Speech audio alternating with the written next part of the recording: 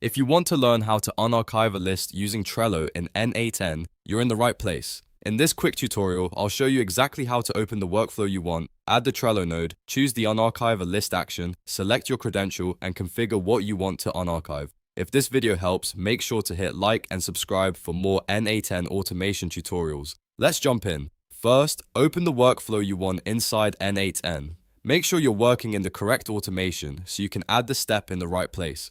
Once your workflow is open, go to the Nodes panel and search for Trello. From the available Trello options, choose the node that lets you work with your Trello account. After that, look for the action called Unarchive a List and select it. This is the operation you need if you want to bring an archived Trello list back into use. Next, choose the credential you want to use. If you already have your Trello account connected, pick the correct credential from the dropdown. If not, you'll need to connect the account first so N8n can access your Trello boards and lists. After selecting the credential, move into the configuration section and set what you want to unarchive. This is where you define the list you want restored, so make sure the correct board and list details are selected.